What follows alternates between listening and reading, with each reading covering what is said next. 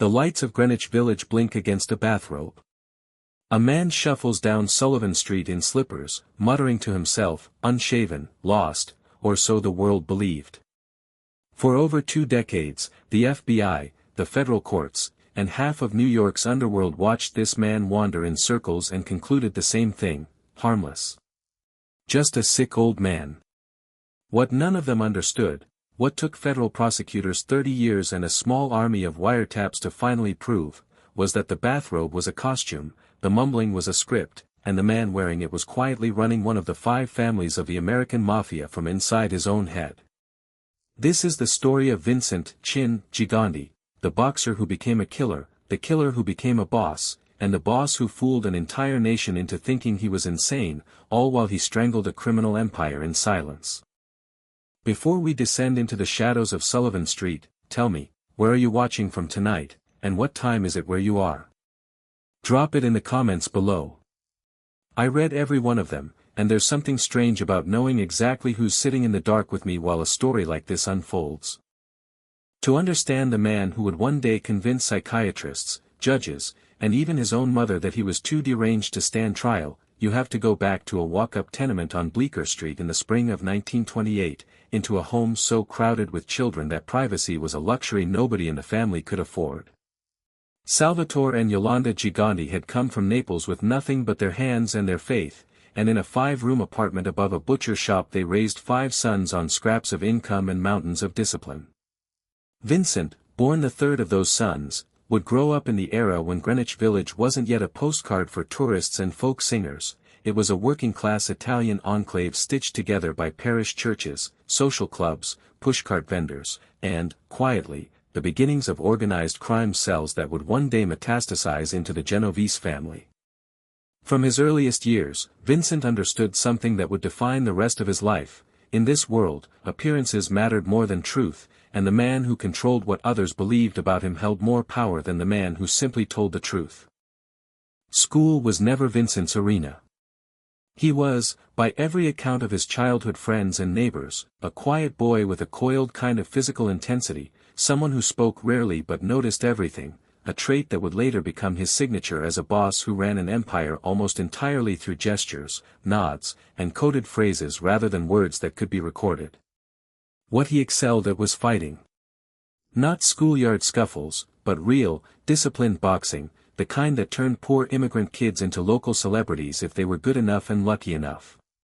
By his teenage years, Vincent Gigante had found his way into the amateur boxing circuit, training in gyms that smelled of sweat and Vaseline, sparring against boys twice his size, learning to absorb pain without flinching and to read an opponent's intentions in the half-second before a punch was thrown.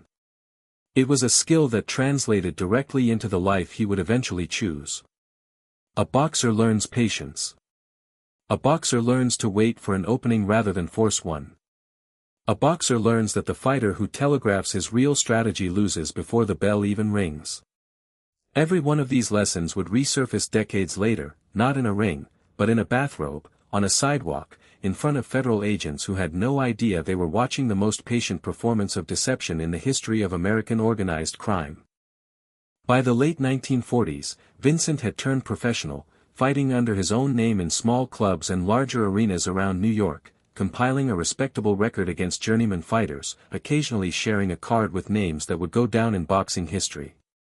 He was fast, he had good hands, and for a brief stretch it seemed as though the ring might be the thing that lifted the Gigante family out of the tenement and into something resembling stability.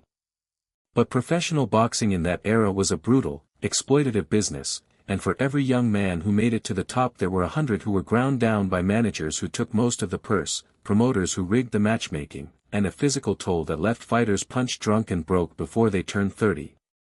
Vincent saw this attrition happening around him, and he saw something else too: the men who controlled boxing from behind the curtain, the fight fixers and bookmakers who moved through the arenas like they owned them, because in a very real sense, they did. Organized crime had its hooks deep into professional boxing throughout the mid-century, and a sharp young fighter with connections in the neighborhood didn't need to look far to find an entry point into that world. Vincent's older brother, Mario, and members of his social circle in Greenwich Village were already brushing shoulders with men connected to the emerging Genovese crime family, an organization then still coalescing under the ruthless and paranoid leadership of a man named Vito Genovese, a figure whose name would become inseparable from Vincent's own destiny for the rest of his life. The relationship between Vincent Gigante and Vito Genovese did not begin as an equal partnership. It began, as so many mafia relationships did, with utility. Vincent had something valuable to offer: physical courage, absolute discretion, and a willingness to follow instructions without asking questions, the exact qualities that separate a soldier who gets used once and discarded from one who gets pulled steadily upward through the ranks. In the underworld of the 1950s, loyalty was the only currency that mattered more than money, because money could always be replaced, but a man who kept his mouth shut under pressure was worth more than gold. Vincent Gigante proved, again and again, in small tasks and then larger ones, that he was exactly that kind of man. He ran errands. He collected debts.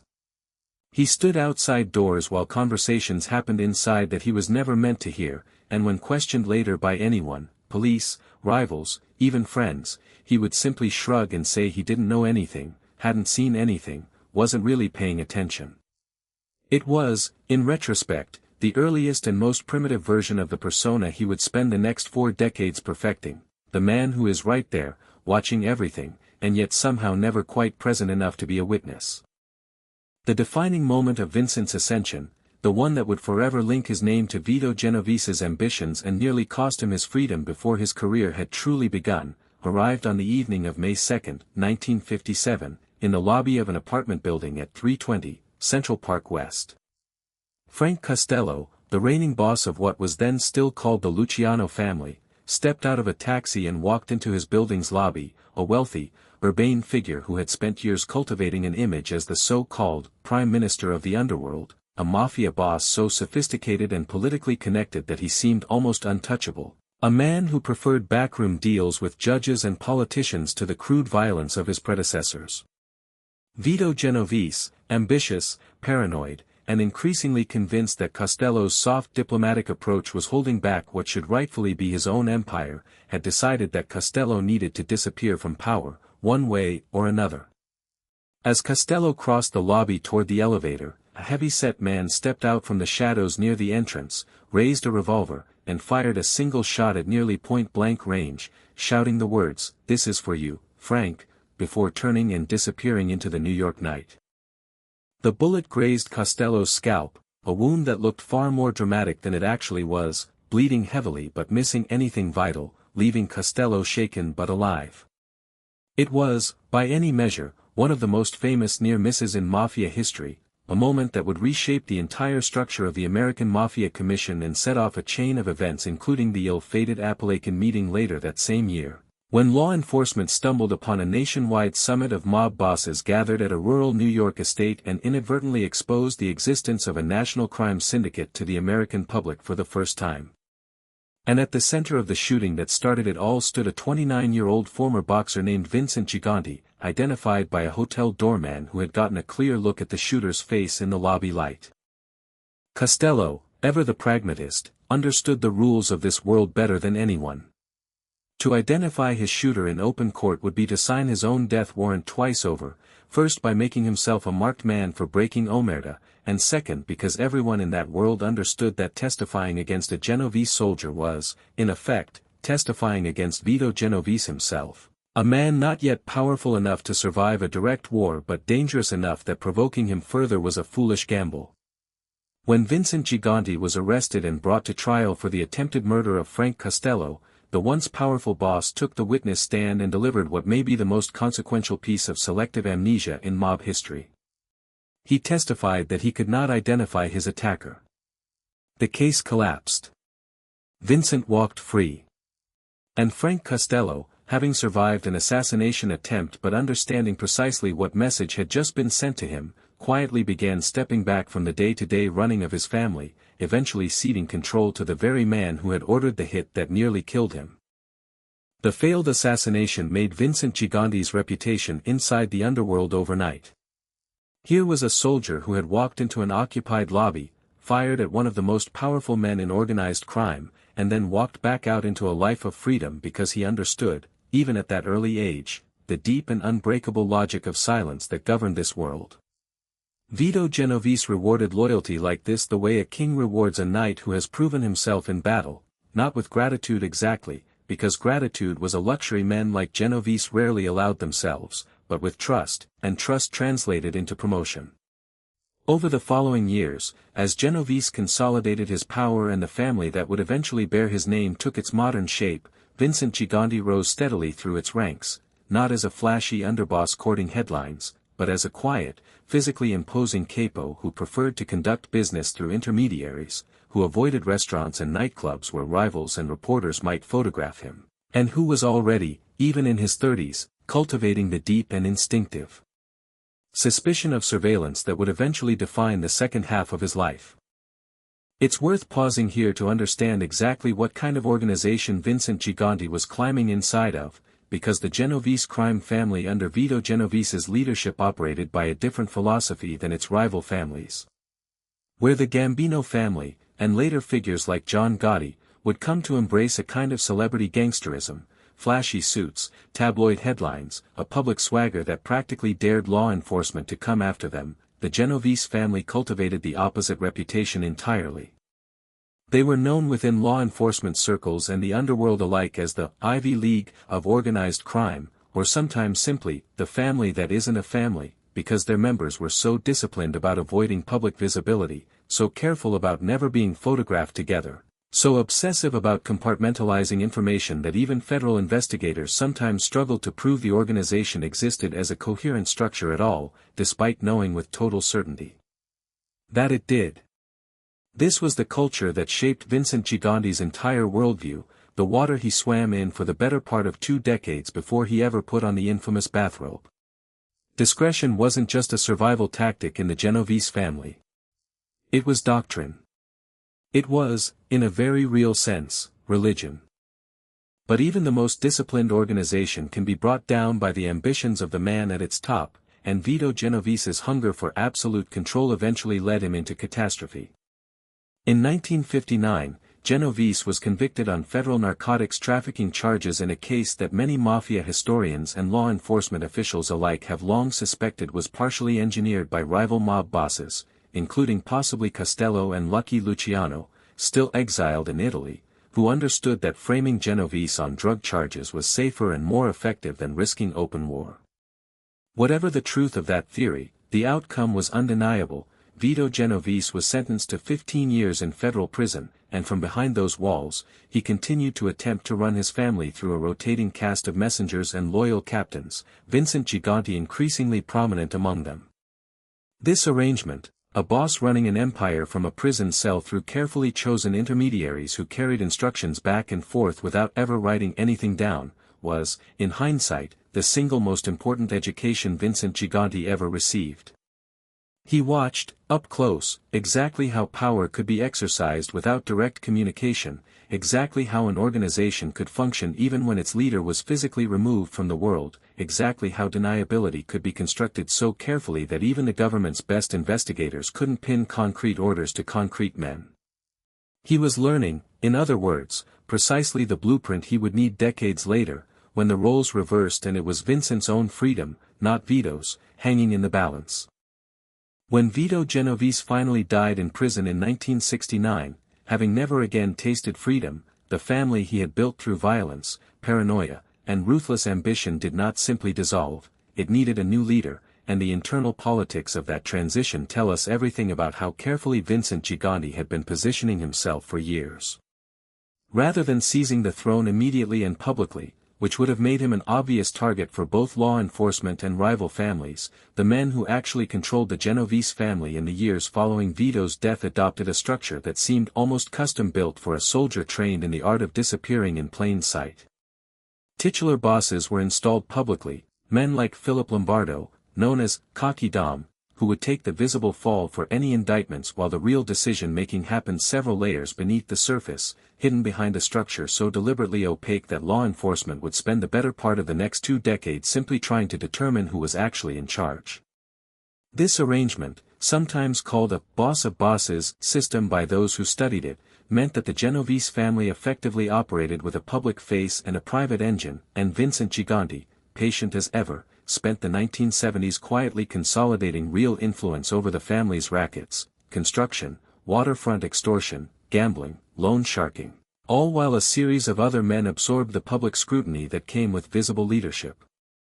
It was during this period, sometime in the mid to late 1970s according to later prosecutorial timelines and the testimony of cooperating witnesses, that Vincent Gigante began the earliest experiments with what would eventually become the most audacious and successful deception in modern organized crime history. Family members and associates would later testify that Gigante began wandering into the psychiatric wards of local hospitals and speaking with doctors, complaining of confusion, of voices, of an inability to concentrate, all carefully documented, all creating a paper trail of medical records that seemed, on the surface, to describe a man in genuine mental decline. At the same time, on the streets of Greenwich Village where he had grown up and where he still lived in a modest house on Sullivan Street with his wife, neighbors began noticing something strange about the once sharp, once intimidating former boxer. He started shuffling instead of walking. He wore a tattered bathrobe over pajamas even in public, even in winter. He would stand on street corners muttering incoherently to himself, or wander into the middle of intersections seemingly unaware of traffic, requiring family members or associates to gently guide him back to the sidewalk. To anyone watching, and by the late 1970s, federal and state investigators absolutely were watching, having identified Gigante as a person of significant interest within the Genovese hierarchy, it looked exactly like the slow, sad decline of a man in the grip of serious mental illness. It would take investigators the better part of 30 years to understand that they were watching the opening act of a performance so long, so patient, and so meticulously maintained that it would eventually earn Vincent Gigante a nickname that captured both the absurdity and the genius of what he had built, the Oddfather. What made this performance so devastatingly effective wasn't just its consistency. Plenty of criminals have tried to fake illness to escape prosecution, and almost all of them have been caught within months because maintaining a lie under that kind of pressure requires a discipline most people simply don't have. What made Vincent Gigante different was that he understood something almost nobody else in his position seemed to grasp: a lie sustained for a single trial can be broken by a single good prosecutor, but a lie sustained for decades, reinforced continuously by dozens of witnesses, medical evaluations, and public sightings that all told the same consistent story, becomes something far more powerful than a lie. It becomes an accepted fact. It becomes the water everyone swims in.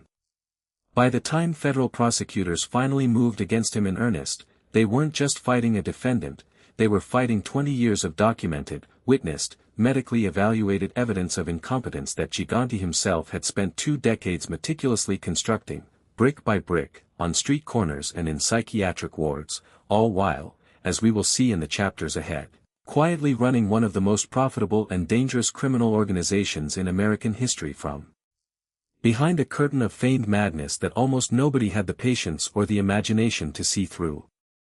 By the early 1980s, Vincent Gigante had achieved something almost without precedent in the history of American organized crime. He held effective control over the Genovese family's operations while maintaining plausible deniability so thorough that even naming him as the boss felt, to outside observers, like an almost comical accusation. He was, in the eyes of the public and increasingly in the eyes of frustrated federal investigators, simply a sick old man in a bathrobe who occasionally wandered into his brother's rectory or shuffled around the block near his mother's apartment. But behind that carefully constructed image, a war was quietly building, not just between the Genovese family and its rivals, but between Vincent Gigante himself and a new generation of federal prosecutors who had just been handed the most powerful legal weapon ever created against organized crime, a law called RICO, and who were about to turn their full attention toward proving that the man in the bathrobe was not sick at all, but was in fact the single most dangerous criminal mastermind operating in New York City. That war, the rise of Gigante's true power, the brutal internal politics of the Genovese family, the alliances and betrayals with figures like Vincent's own capos, and the slow, grinding legal battle that would eventually catch up with him, is where we go next, into the years when Chin Gigante stopped being merely a soldier who had survived one legendary night on Central Park West, And became something the American justice system had never quite encountered before, a boss who ruled an empire. By pretending, brilliantly, convincingly, for decades, that he ruled nothing at all. By 1981, the man on Sullivan Street had become something close to a fixture of neighborhood folklore, the kind of local eccentric that Greenwich Village residents pointed out to visitors with a mixture of pity and amusement. "That's Vincent," they'd say, "poor soul, used to be a fighter, not right in the head anymore." What none of those neighbors understood, and what even seasoned federal agents were only beginning to suspect, was that the empire Vincent Gigante controlled during these years had grown into one of the most lucrative criminal enterprises on the entire eastern seaboard, a sprawling web of construction rackets, waterfront extortion, gambling operations, loan sharking rings, and labor union corruption that generated tens of millions of dollars annually, all flowing upward through a chain of command so carefully insulated that tracing it back to Gigante himself felt, to investigators, like trying to follow a river back to a spring that had been deliberately buried underground. To understand how this system actually functioned, you have to understand the peculiar genius of what law enforcement would eventually come to call, with a mixture of professional admiration and frustration, the Chin Doctrine, an operational philosophy so airtight that it effectively neutralized the primary weapon prosecutors had used to dismantle every other major mafia family in America. Traditional organized crime prosecutions in the 1970s and 1980s relied heavily on two things: wiretaps that captured incriminating conversations, and cooperating witnesses who could testify to direct orders given by a boss. Vincent Gigante systematically eliminated both vulnerabilities through a set of rules so strict, so obsessively enforced, that even his own most trusted capos sometimes went years without hearing his name spoken aloud in connection with family business. He never once, according to decades of surveillance and later testimony from cooperating witnesses, allowed his own name to be used in conversation among associates. Instead, capos and soldiers referred to him using hand gestures, stroking their chin, a silent, wordless signal that meant, "the boss says," or "run it by chin," a code so simple and so visual that it left absolutely nothing for a wiretap to capture. When actual verbal communication was necessary, associates didn't say, "Gigante wants this done." They said, cryptically, "the old man says," or simply gestured towards Sullivan Street, or used a small constellation of nicknames, the chin, the voice, sometimes just him, that were vague enough to be legally meaningless if ever played back in a courtroom. Even more remarkable than the linguistic camouflage was the physical protocol Gigante built around any meeting that actually required his presence.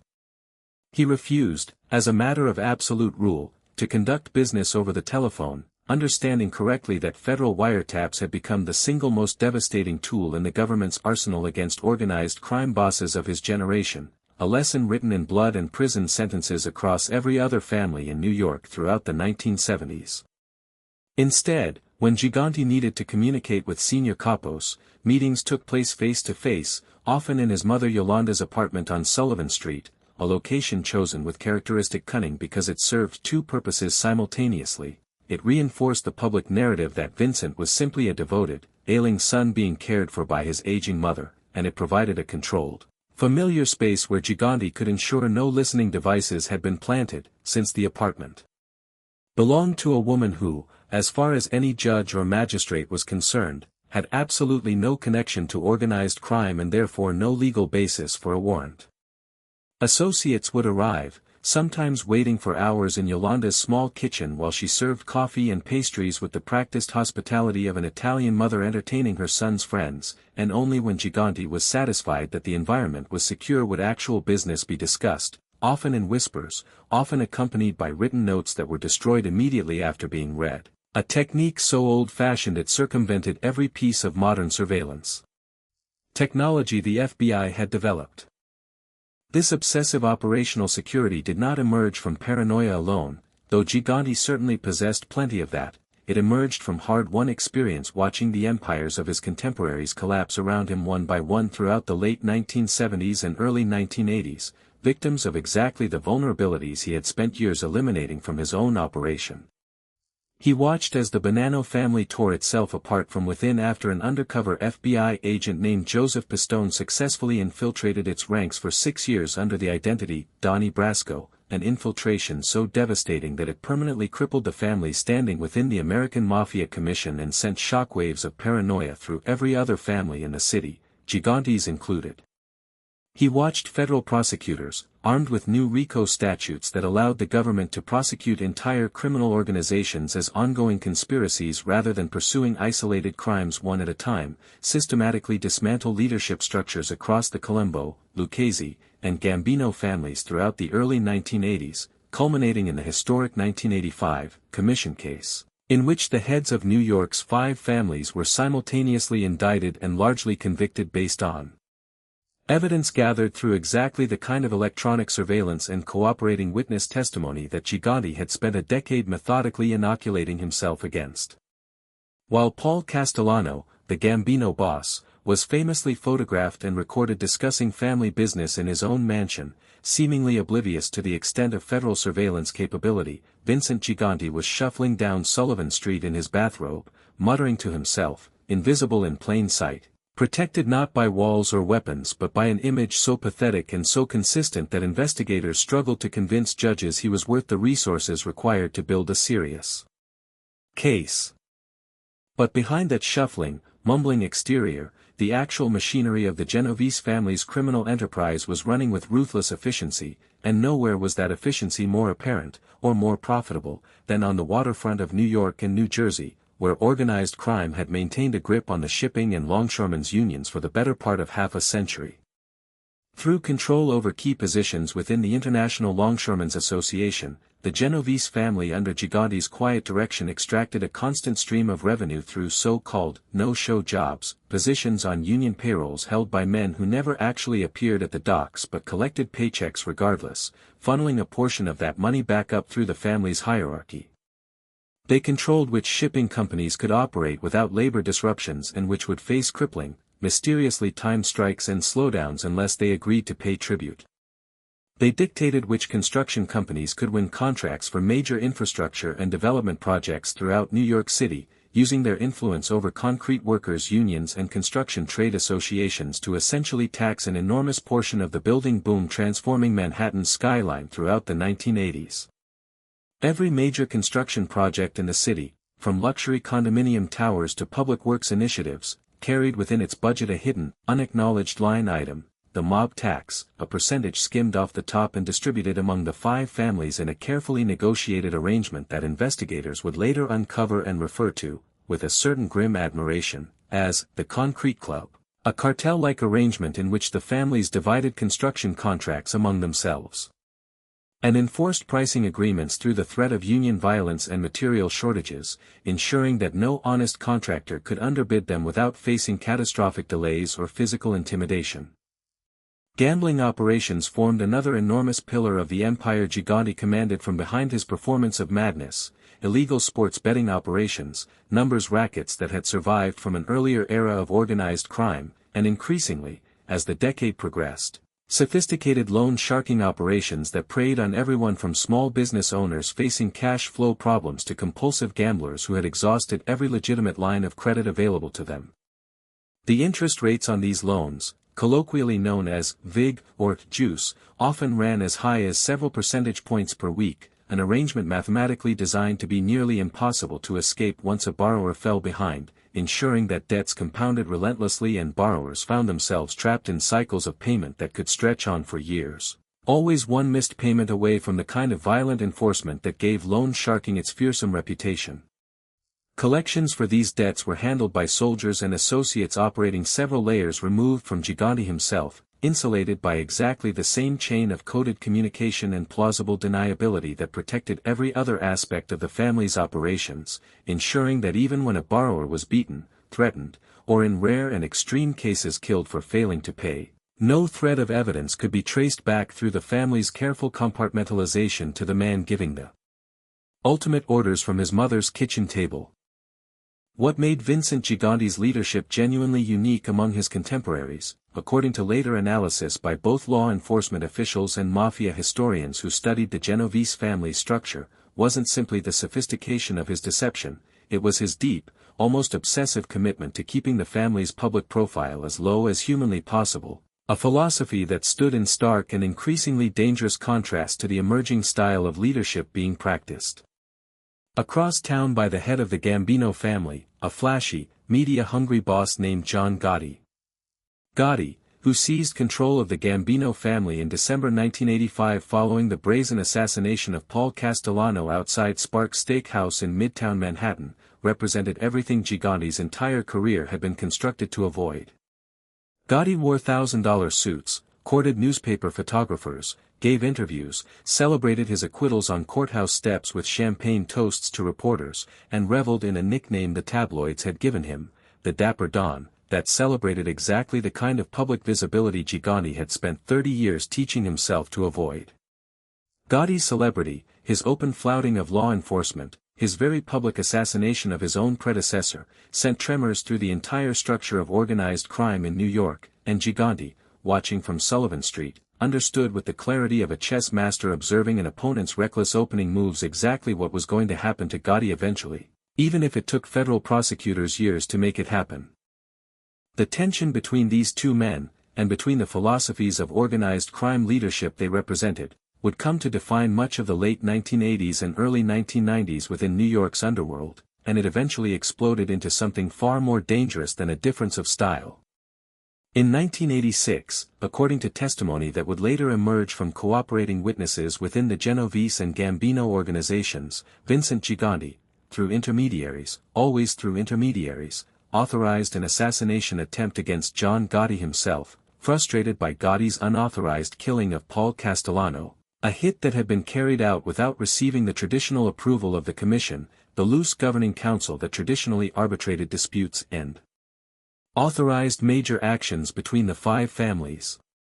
This breach of protocol infuriated Gigante on multiple levels. It violated the very system of consensus and discretion that held the underworld together, it threatened to bring unwanted attention down on every family through Gotti's reckless celebrity, and it represented exactly the kind of impulsive, unauthorized violence that Gigante's entire career had been built to prevent.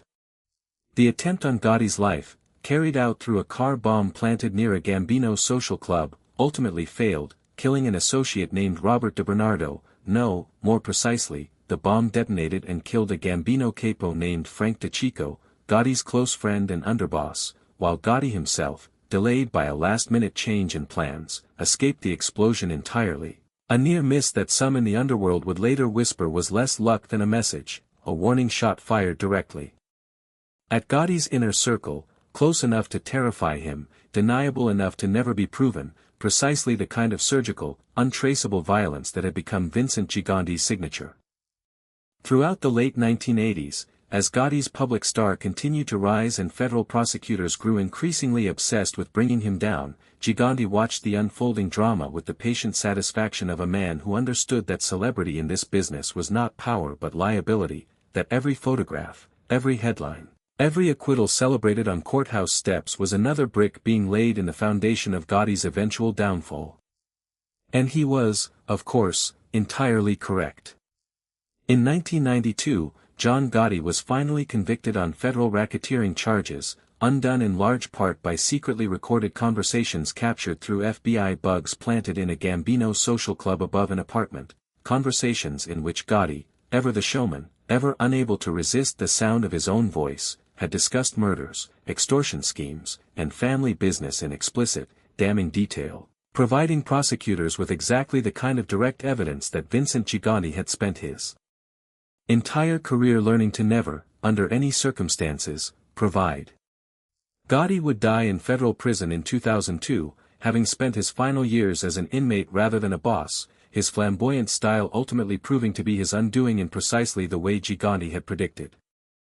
But Gigante's triumph over Gotti's approach to leadership, however vindicating, did not mean he was safe from the relentless machinery of federal law enforcement. It simply meant that catching him would require an entirely different kind of investigation, one built not around wiretapped conversations or flipped associates eager to testify about direct orders, but around the much slower, much more painstaking work of proving, piece by piece, witness by witness, that the sick old man on Sullivan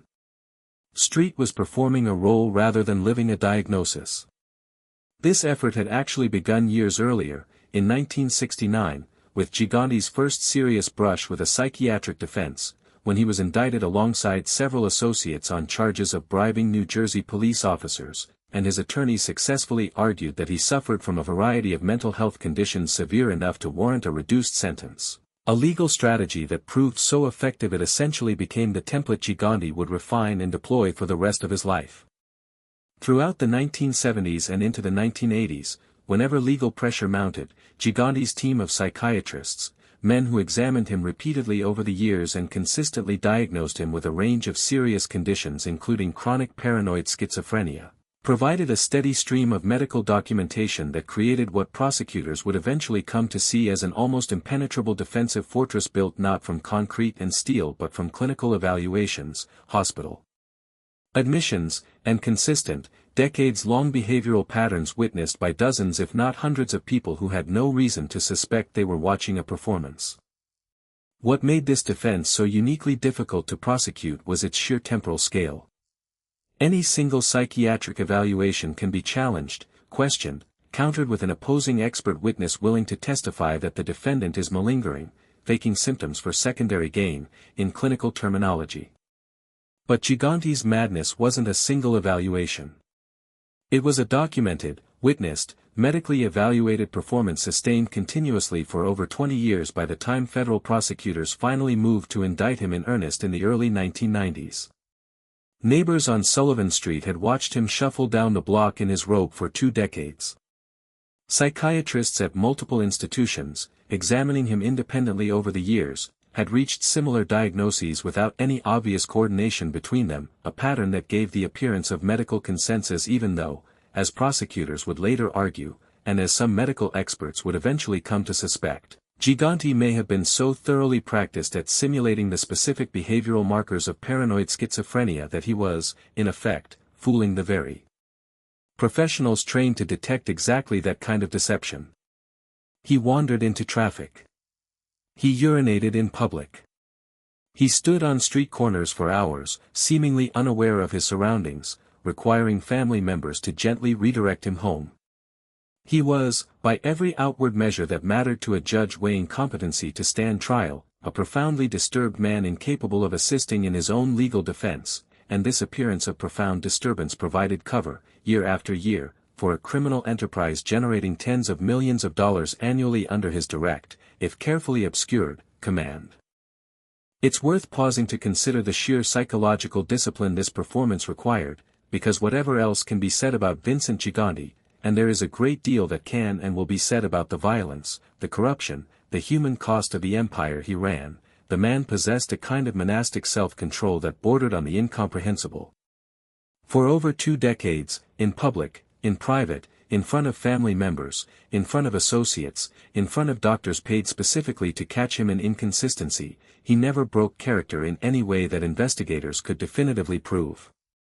There were suspicions, certainly. Federal agents conducting surveillance noted moments when Gigante seemed to snap alert with unusual clarity during private conversations, only to resume his shuffling, mumbling persona the moment he stepped back into public view, and some agents would later describe watching him transition between these two states with an abruptness that felt almost theatrical, like watching an actor step off stage and immediately drop the accent they'd been maintaining for hours.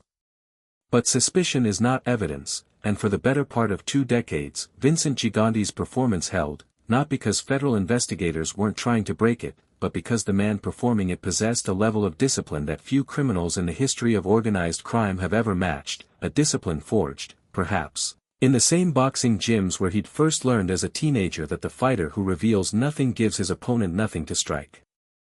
By the end of the 1980s, the empire Vincent Gigante had built and protected through this extraordinary performance stood as one of the last truly intact criminal organizations among New York's 5 families, even as the Colombo, Bonanno, Lucchese, and Gambino families all suffered devastating leadership prosecutions, internal wars, and cooperating witness betrayals throughout the decade. The Genovese family, insulated by Gigante's paranoid operational security and protected by his seemingly bulletproof psychiatric defense, continued generating enormous revenue through its waterfront, construction, and gambling operations, a criminal machine so quiet and so carefully hidden that some federal officials, frustrated by years of failed investigative efforts, had begun to privately wonder whether Gigante might simply outlast every prosecutor determined to bring him down, whether he might live out his final years as the one boss who had genuinely, completely beaten the system through nothing more than patience and a bathrobe. But even the most perfectly constructed deception carries within it the seeds of its own unraveling, and in the early 1990s, a series of developments would begin to crack the foundation Gigante had spent decades building, a determined new generation of federal prosecutors unwilling to accept his psychiatric defense at face value. A handful of cooperating witnesses willing to break omerta and testify not just to Gigante's criminal orders but to the elaborate theater of his supposed madness, and mounting surveillance evidence that, piece by piece, began to paint a picture of a man far sharper, far more calculating, and far more dangerous than the shuffling figure on Sullivan Street had ever allowed the world to see. That unraveling, the trial that would finally, after decades of failed attempts, bring the Oddfather face to face with a justice system determined to prove that his madness was the greatest performance organized crime had ever produced, is where we turn next. By the time the 1990s arrived, a quiet but determined shift was taking place inside the offices of the United States Attorney for the Southern District of New York, a shift born less from any single dramatic breakthrough than from a slow accumulation of frustration among a new generation of federal prosecutors who had grown up, professionally speaking, watching Vincent Gigante slip through the fingers of every investigator who had come before them. These were younger attorneys and agents, men and women who had studied the failed prosecutions of the 1970s and 1980s the way medical students study autopsies, looking not for what had gone right but for exactly where the previous attempts had gone wrong, and what they found, again and again, was the same recurring obstacle: Gigante's psychiatric defense had never actually been dismantled. It had simply been accepted, case after case, by judges unwilling to gamble on forcing a visibly disturbed defendant through the rigors of a full criminal trial, and by prosecutors who lacked the specific kind of evidence needed to prove, beyond a reasonable doubt, that a man's documented, 20-year pattern of erratic public behavior was theater rather than illness. This new generation decided that the only way to finally bring Gigante to justice was not to fight the psychiatric defense on its own terms, but to build a case so overwhelming, so saturated with independent corroboration, that no claim of incompetency could shield him from it. The breakthrough, when it finally came, arrived through the oldest and most reliable tool in the prosecutorial arsenal against organized crime, a man willing to talk. Throughout the history of the American Mafia, the Code of Omerta, the vow of silence that bound every made man to protect the organization's secrets even at the cost of his own freedom, had functioned as the single most important piece of connective tissue holding these criminal enterprises together, and its slow erosion throughout the 1980s and 1990s, as RICO prosecutions offered cooperating witnesses genuine paths to reduced sentences and new identities under witness protection, had done more damage to organized crime in America than any wiretap or surveillance camera ever could. For the case against Vincent Gigante specifically, this erosion arrived in the form of several key cooperating witnesses, men who had once stood close enough to the chin to understand not just what orders he gave, but how the entire elaborate architecture of his feigned madness had been constructed, rehearsed, and maintained over the decades. Among the most consequential of these witnesses was a Genovese family capo named Peter Savino, a contractor deeply embedded in the family's construction racketeering operations who had been secretly cooperating with the FBI for years, wearing a wire into meetings, documenting conversations, and providing federal agents with an unprecedented window into exactly how the Genovese family's concrete club arrangement actually functioned on a day-to-day basis. Savino's cooperation, which became public in the early 1990s, provided prosecutors with detailed, corroborated evidence of the bid rigging schemes, the union corruption, and the extortion rackets that had generated enormous revenue for the family throughout the 1980s, and critically, his testimony helped establish a direct evidentiary chain connecting these criminal enterprises back to the upper leadership of the Genovese family, a chain that, piece by piece, prosecutors were determined to walk all the way back to Sullivan Street. Equally important were the accounts provided by other cooperating witnesses and longtime associates who, once they made the decision to break decades of silence, offered something even more valuable than evidence of specific crimes. They offered a working manual for how Gigante's entire deception had been constructed and maintained. These witnesses described, in granular detail that would later stun jurors and journalists alike, the elaborate protocols the family had developed to protect Gigante's public performance of insanity. They confirmed that the chin-stroking gesture used to invoke his authority without ever speaking his name aloud was not an occasional precaution but an absolute, inviolable rule enforced across the entire organization.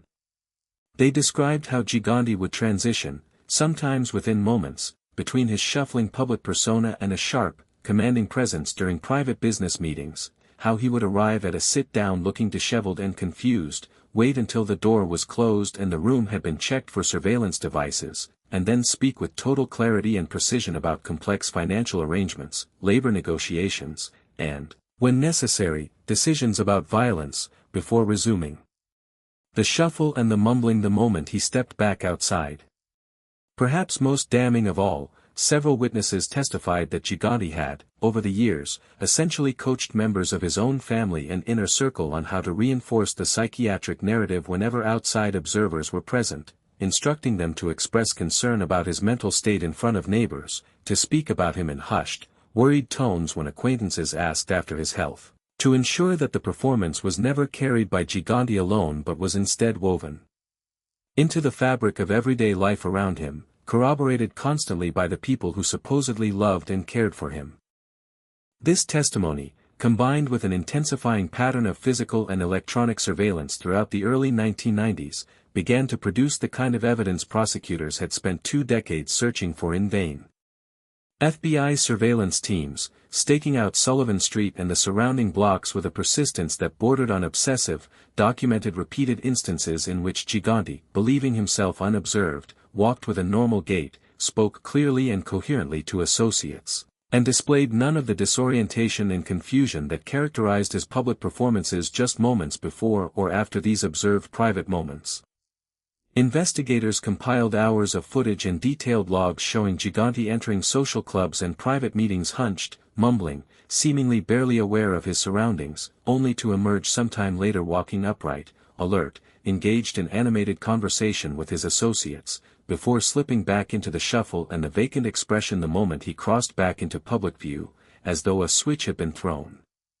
Agents began to refer to this transformation among themselves with a mixture of professional fascination and dark humor, noting how consistently and how quickly Gigante seemed able to summon and dismiss his symptoms depending entirely on who might be watching. The psychiatric battle, however, remained the central and most legally treacherous front of the entire case, because American law provides genuine and important protections for defendants who are not mentally competent to stand trial. Protections rooted in a legitimate and necessary concern that the justice system should never punish someone incapable of understanding the charges against them or assisting meaningfully in their own defense. Gigante's legal team, led for years by a skilled and determined attorney who had successfully shepherded him through previous psychiatric evaluations, understood this legal terrain intimately, and they mounted an aggressive defense built around a formidable roster of psychiatric experts who examined Gigante repeatedly throughout the early and mid-1990s and consistently diagnosed him with severe, long-standing mental illness, dementia in some evaluations, chronic paranoid schizophrenia in others. A constellation of symptoms that, if genuine, would have rendered him legally incompetent to stand trial for the racketeering and murder conspiracy charges federal prosecutors were now determined to bring against him.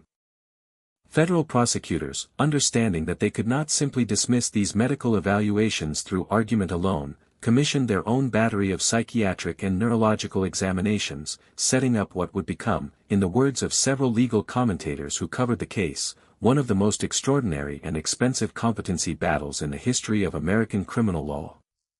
Government-retained psychiatrists examined Gigante extensively, administered a range of cognitive and psychological tests designed specifically to distinguish genuine psychiatric illness from malingering, and conducted brain imaging studies intended to look for the kind of physiological evidence, structural abnormalities, patterns of neural activity, that might corroborate or contradict a diagnosis of genuine, long-standing schizophrenia. These government experts ultimately concluded that while Gigante may have genuinely suffered from some degree of psychological distress or even a mild cognitive impairment consistent with his advancing age, the severity and consistency of the symptoms he displayed in public were substantially exaggerated, a calculated performance layered on top of whatever authentic ailments he might have carried, rather than a pure and debilitating expression of serious mental illness on its own.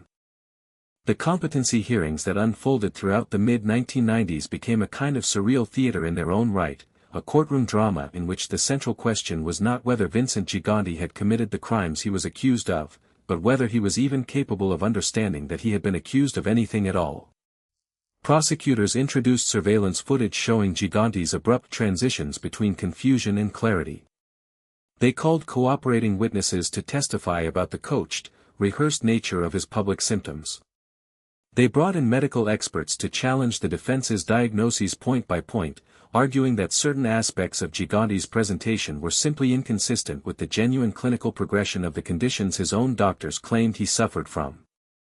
The defense, in turn, presented their own parade of psychiatric witnesses, family members who testified to his genuine confusion and decline, and medical records stretching back over 2 decades that, taken together, painted a picture of consistent, long-term psychiatric deterioration that seemed, at least on paper, difficult to dismiss as pure fabrication.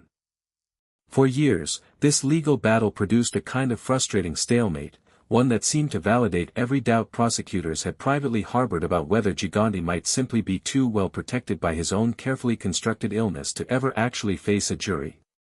Competency hearings were repeatedly delayed. Trial dates were pushed back. Gigante's attorney successfully argued, on multiple occasions throughout the early and mid-1990s, that he remained unfit to assist in his own defense, and for a period it genuinely appeared possible that the man who had spent over 2 decades building the most elaborate deception in the history of organized crime might simply outlast the government's patience entirely, dying eventually of old age in the same modest Sullivan Street house where his performance had begun, having never once been forced to answer in open court for the empire he had run from behind a curtain of feigned madness. But the accumulated weight of evidence, testimony, and surveillance eventually became too substantial to ignore, and in 1997, after years of legal maneuvering, delays, and competency challenges, a federal judge finally ruled that Vincent Gigante was competent to stand trial, a decision that set the stage for one of the most closely watched organized crime prosecutions of the entire decade. The trial that followed represented the culmination of nearly 30 years of investigative effort, stretching back to that first failed prosecution attempt in 1969, and it brought together, in a single Manhattan courtroom, the full weight of everything prosecutors had spent a generation assembling: the cooperating witness testimony describing the mechanics of his deception, the surveillance footage capturing his private moments of clarity, the detailed financial and racketeering evidence connecting him to decades of criminal enterprise, and, perhaps most dramatically, expert medical testimony directly challenging the authenticity of the very illness that had shielded him from justice for so long. Throughout the trial, Gigante's attorneys continued to lean heavily on his psychiatric defense, and Gigante himself, seated at the defense table, maintained the same shuffling, disoriented, seemingly confused demeanor that had characterized his public presentation for nearly 3 decades, occasionally appearing to doze off during testimony, occasionally seeming unaware of exactly where he was or what was happening around him, a performance so consistent, so relentlessly maintained even under the direct scrutiny of a federal courtroom, that it left even hardened prosecutors and courtroom observers uncertain, at moments, whether they were witnessing genuine illness or watching an 80-year-old man deliver the final, highest-stakes act of the longest-running performance of his life. But the prosecution's case, built methodically over years of investigation, proved formidable enough to overcome the lingering uncertainty. Cooperating witnesses took the stand and described, under oath, the chin-stroking gestures, the coded language, the abrupt private transformations from confusion to clarity, the family-wide effort to reinforce his public image of madness. Financial records and testimony traced the flow of extorted and racketeered money upward through the Genovese family's hierarchy, establishing Gigante's position at the top of the organizational chart with a level of documentary and testimonial corroboration that no previous prosecution had ever managed to assemble. And crucially, prosecutors were able to connect Gigante directly, through testimony and circumstantial evidence, to the authorization of specific acts of violence carried out over the decades, including conspiracy charges related to murder, elevating the case well beyond the racketeering and extortion charges that had failed to bring down previous mafia bosses and into the far more serious territory of murder conspiracy, a charge that carried the full weight of the American justice system's Most severe penalties. In July of 1997, after a trial that had captivated organized crime observers, legal analysts, and the New York tabloid press for months, a federal jury convicted Vincent Gigante on charges of racketeering and conspiracy to commit murder, finding, in effect, that the sick old man in the bathrobe had indeed been running the Genovese crime family throughout the very years he had claimed to be too mentally incapacitated to understand what was happening around him. The conviction represented a landmark moment in the long history of organized crime prosecution in America, not simply because of who had been convicted, but because of what the conviction proved, that even the most patient, most disciplined, most elaborately constructed deception could eventually be unraveled by a justice system willing to invest the time, resources, and institutional memory required to see through it. Gigante was sentenced to 12 years in federal prison, a sentence that, for a man already in his late 60s suffering from genuine, if perhaps exaggerated, health problems, amounted to something very close to a life sentence, and he was transported to the Federal Medical Center in Springfield, Missouri, a facility designed to house federal inmates with significant medical needs, to begin serving out what remained of his life behind bars. Yet even conviction and imprisonment did not fully end the strange, layered mystery of Vincent Gigante's true mental state, because the performance, or the illness, or whatever combination of the two had actually characterized his decades-long presentation, did not simply stop the moment the prison doors closed behind him. Reports from within the federal medical facility continue to describe a man who exhibited genuine confusion and disorientation in his daily life, and the question of exactly how much of Gigante's celebrated madness had been calculated theater and how much had been authentic, if perhaps embellished. Psychological deterioration remained a subject of fascination and disagreement among the psychiatrists, prosecutors, and journalists who had spent years studying his case. It was a question that would, in fact, receive one final, extraordinary answer several years later, when circumstances forced Vincent Gigante himself to finally break the silence he had maintained his entire adult life and admit, in his own words, exactly what he had done and why. A confession that would close the loop on one of the most remarkable deceptions in the history of American crime, and which we will explore in full as this story continues. The Federal Medical Center in Springfield, Missouri, sits on a sprawling campus in the Ozark foothills, a facility built specifically to house the sickest, oldest, and most medically fragile inmates in the entire federal prison system, men whose bodies had betrayed them long before their sentences expired, men who required round-the-clock nursing care, dialysis machines, wheelchairs, feeding tubes. It was, in a strange and almost poetic sense, the perfect final stage for a man who had spent nearly 30 years convincing the world he belonged in exactly this kind of institution. When Vincent Gigante arrived there in 1997 to begin serving his 12-year sentence, he was 70 years old, and whatever theatrical genius had powered his decades-long performance now had to contend with something no amount of discipline could fully control. The genuine, unforgiving arithmetic of an aging body finally beginning to fail in earnest. For the first several years of his incarceration, the strange duality that had defined Gigante's entire adult life continued in miniature, even within the walls of a federal medical facility. Correctional staff and visiting family members offered conflicting accounts of his condition, some describing a man who remained largely non-responsive, disoriented, requiring assistance with basic daily functions, consistent with the severe psychiatric and cognitive decline his defense had argued for years. Others, particularly among prison staff who observed him more casually during routine interactions, noted moments of surprising lucidity, instances where Gigante seemed sharply aware of his surroundings, engaged in conversation with unexpected clarity, before retreating again into the vacant, shuffling presentation that had become so deeply ingrained in him after decades of practice that some psychiatrists who studied his case would later speculate it may have become almost impossible for him to fully distinguish, by that point, where the performance ended and his authentic self began. This is one of the genuinely haunting questions that trails Vincent Gigante's story long after the legal verdicts were rendered. What happens to a man's mind after he spends 30 years training it to simulate illness so convincingly that even his own psychiatrists struggled to be certain what was real? Some experts who reviewed his case in later years suggested that prolonged, sustained performance of psychiatric symptoms, particularly across such an extraordinary length of time, can begin to blur the boundary between deliberate deception and genuine psychological change, that the mind, forced for decades to inhabit a role, may eventually lose some capacity to fully step outside of it. Whether or not this happened to Gigante specifically remains impossible to know with certainty, but the question itself adds a layer of tragic complexity to a story that might otherwise be told simply as a triumphant tale of criminal cunning. While Vincent sat in Springfield, the empire he had spent decades building and protecting did not simply freeze in place waiting for his return.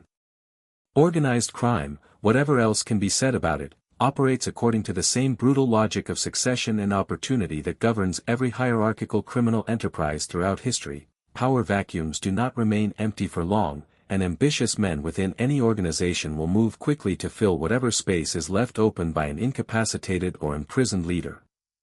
Within the Genovese family, control passed into the hands of a rotating cast of acting bosses and street bosses who attempted, with varying degrees of success, to maintain the operational security and revenue streams that Gigante had spent decades constructing. But the family's fortunes throughout the late 1990s and into the 2000s reflected the broader decline that organized crime as a whole was experiencing across America during this period. Federal RICO prosecutions, aggressive and increasingly sophisticated FBI surveillance techniques, and a steady, demoralizing stream of cooperating witnesses breaking omerta throughout the 1990s had systematically weakened every one of New York's 5 families, and the Genovese family, despite Gigante's legendary operational discipline, was not immune to this broader erosion. It was during this period of imprisonment and organizational uncertainty that one of the most quietly devastating chapters of Vincent Gigante's personal story began to unfold, involving his eldest son, Andrew Gigante, a man who had grown up largely in his father's shadow and who had, throughout the 1980s and 1990s, become increasingly entangled in the same criminal world that had consumed his father's entire adult life. Andrew, unlike his father, had never displayed the same instinct for operational discipline and patient concealment. Where Vincent had spent decades cultivating invisibility, Andrew moved through the world with considerably less caution, and in 2003, while his father remained imprisoned in Missouri, Andrew Gigante was himself convicted on federal extortion charges related to a scheme to extort payments from a shipping company doing business on the New York and New Jersey waterfront, the very same waterfront rackets that had formed one of the foundational pillars of his father's criminal empire decades earlier. The conviction of Vincent's son represented, in a strange and painful way, a kind of generational echo, a reminder that the criminal enterprise Vincent had built was never simply an abstract organizational structure but a family business in the truest and most literal sense, one that had now claimed a second generation of Gigantes within its gravitational pull, with all the legal jeopardy and moral compromise that entailed. The circumstances surrounding Andrew's prosecution would eventually intersect with his father's case in a way that produced one of the most quietly extraordinary moments in the entire Gigante saga.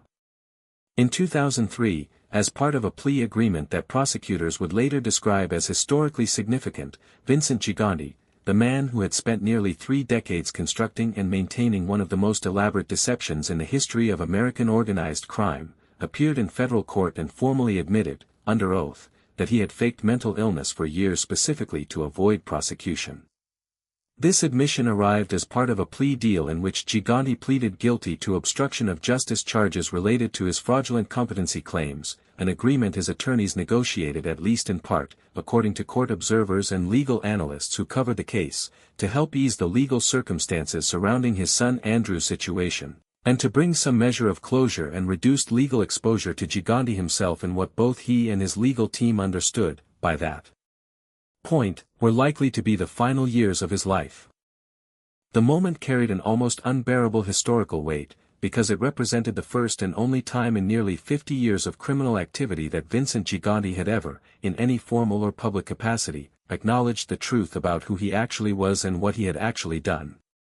Standing before a federal judge, the man once known across the New York underworld and throughout the federal law enforcement community as the Oddfather, the man who had spent decades shuffling down Sullivan Street in a tattered bathrobe, muttering incoherently to himself, wandering into traffic, submitting to psychiatric evaluations that diagnosed him with severe and chronic mental illness, this man now stated, clearly and directly, that it had all been an act, a calculated performance,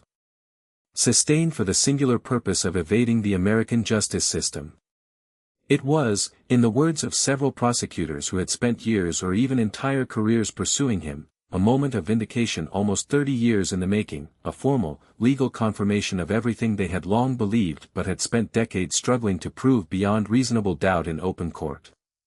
And yet, in a final, almost fitting irony that seemed to encapsulate the entire strange contradiction of Vincent Gigante's life, even this admission arrived wrapped in ambiguity. His attorneys and some medical experts continued to maintain that while Gigante had indeed exaggerated and performed certain symptoms for strategic legal purposes, he may have also genuinely suffered from some underlying, authentic psychological or cognitive difficulties, meaning that even his confession left unresolved the deeper question of where the performance ended and the man himself began, a question that would, in the end, follow Vincent Gigante all the way to his grave. The years following this admission brought little relief or redemption for the aging boss. Health complications, some genuine and well documented by this point through independent medical examination rather than strategically self-reported symptoms, continued to accumulate. Gigante suffered from serious heart disease, a condition that had actually plagued him for years and had, ironically, been one of the few genuinely undisputed medical issues threading through his decades of psychiatric claims, along with other age-related ailments that made his continued imprisonment increasingly difficult from a purely medical standpoint. Prison officials and medical staff at the Federal Medical Center in Springfield monitored his declining physical condition throughout 2004 and into 2005, and it became increasingly clear to everyone involved, his family, his attorneys, the prosecutors who had spent careers pursuing him, and eventually the broader public who had followed his strange and singular story across 4 decades of tabloid headlines and courtroom drama, that Vincent Gigante's life, and with it one of the last living connections to an earlier, more disciplined era of American organized crime, was nearing its end.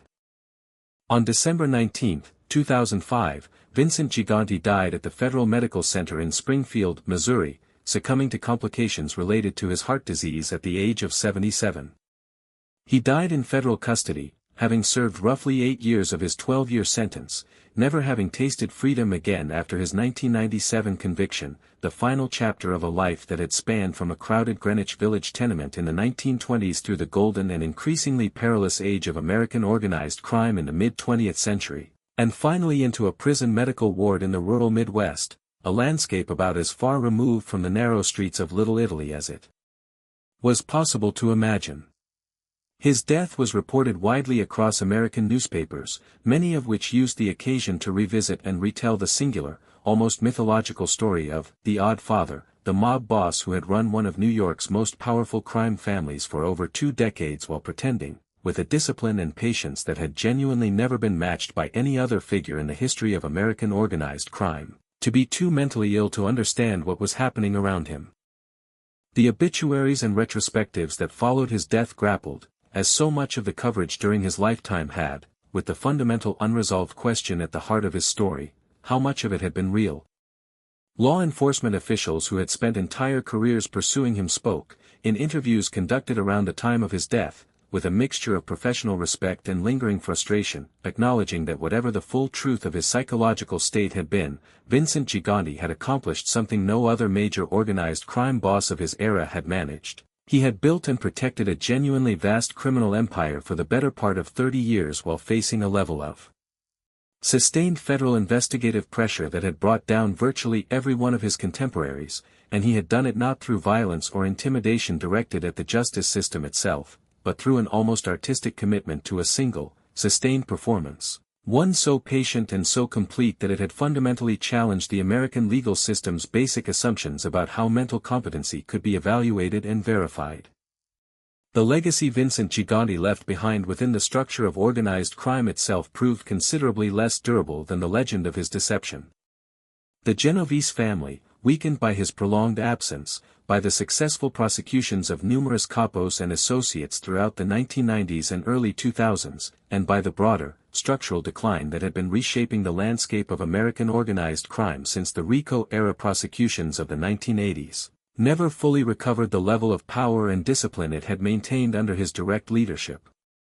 Subsequent leaders struggled to replicate the extraordinary operational security that had protected Gigante for so long, and the family, like its counterparts among the other historic 5 families of New York, gradually transitioned throughout the 2000s and into the following decades into a diminished, more cautious version of its former self, still active, still capable of generating criminal revenue through various rackets and enterprises, but no longer commanding the kind of citywide influence over construction, waterfront labor, and municipal corruption that had defined its peak years under Gigante's quiet, patient stewardship. What endured most powerfully, in the years and decades following his death, was not the criminal organization itself but the story, the almost unbelievable, endlessly retold tale of the boxer-turned-killer-turned-boss who beat the American justice system for nearly 30 years by convincing an entire nation, including some of its most highly trained psychiatric professionals, that he was too insane to be held responsible for his own actions. Vincent Gigante's name became, in the years after his death, a kind of shorthand within legal and law enforcement circles for an entire category of criminal defense strategy. His case studied in law schools and criminal justice programs as one of the most extraordinary examples in American legal history of the tension between genuine psychiatric protection for the mentally ill and the potential for that same protective framework to be weaponized by a sufficiently patient and disciplined defendant. Documentaries, books, and countless newspaper retrospectives revisited his story throughout the years following his death, each one grappling anew with the same unresolved central mystery. Was Vincent Gigante a genuinely brilliant criminal mastermind who had simply outthought and outweighted an entire generation of federal prosecutors, or was he, in some more complicated and tragic sense, a man whose decades of performed illness had eventually curdled into something closer to authentic psychological deterioration, a man who might have begun as a calculating actor but who, by the end of his life, could no longer fully separate himself from the role he had spent 30 years perfecting? There is no fully satisfying answer to that question, and perhaps that irresolution is precisely what has kept Vincent Gigante's story so persistently compelling across the decades since his death, in a genre of criminal history often dominated by figures whose motivations and methods, however violent or ruthless, are at least straightforwardly comprehensible. John Gotti wanted fame and power and pursued both openly, recklessly, and ultimately fatally. Vito Genovese wanted absolute control and pursued it through violence and paranoia until it consumed him. But Vincent Gigante wanted something stranger and, in its own way, more ambitious than either of his contemporaries. He wanted to disappear entirely while remaining completely in control, to hold total power while appearing to hold none at all, to become, in the eyes of the world, nothing more than a sick old man shuffling down a Greenwich Village sidewalk in a tattered bathrobe, all while quietly commanding one of the most profitable criminal enterprises in the history of the American underworld. It was a performance of such scale, such patience, and such psychological discipline that it forces us, even now, decades later, to reconsider everything we think we understand about the boundary between madness and genius, between illness and strategy, between the mask a man wears and the man who eventually, perhaps, becomes indistinguishable from it.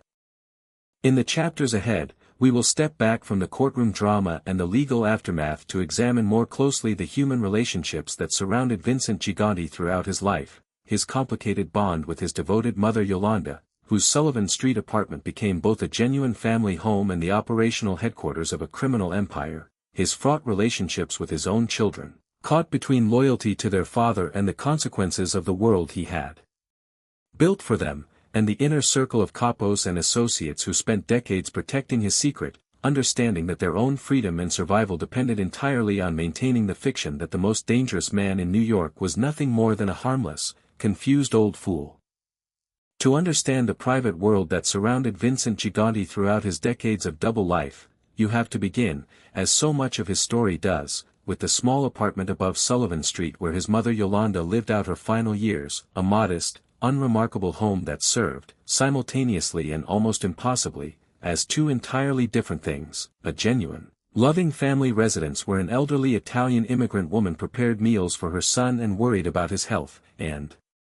the closely guarded operational nerve center of one of the most powerful criminal organizations in the history of the American underworld. This duality, sacred and profane occupying the exact same physical space, captures something essential about the entire architecture of Gigante's deception, because it wasn't simply that he performed madness in public while conducting business in private, it was that he had constructed an entire ecosystem in which the most intimate, Seemingly innocent details of ordinary domestic life became load-bearing elements of a criminal enterprise, and nowhere was this more true than in his relationship with his mother. Yolanda Gigante, by every account that survives her in newspaper archives, court testimony, and the recollections of neighbors who watched her for decades, was exactly what she appeared to be on the surface, a devoted, deeply Catholic Italian mother who had raised 5 sons in genuine poverty, who attended Mass regularly at the neighborhood parish, who spoke with the accented warmth of a woman who had never fully left Naples behind even after decades in America. Whether Yolanda ever fully understood the true nature of what her son did in the rooms of her own apartment, whether she comprehended that the men who filed quietly in and out of her kitchen for private conversations were capos and consiglieri discussing extortion schemes and murder authorizations rather than simply old friends checking in on her ailing son, remains one of the genuinely unanswerable questions that trails this entire story. What is certain, from the testimony of cooperating witnesses who later described these meetings in federal court, is that Yolanda's presence in that apartment served Vincent's purposes perfectly regardless of how much or how little she actually understood, because a mother caring for her supposedly mentally ill adult son in her own home was, in the eyes of any casual observer, neighbor, or even law enforcement official conducting surveillance from the street below, an image of such unremarkable, sympathetic domesticity that it discouraged exactly the kind of scrutiny a more obviously secretive location might have invited.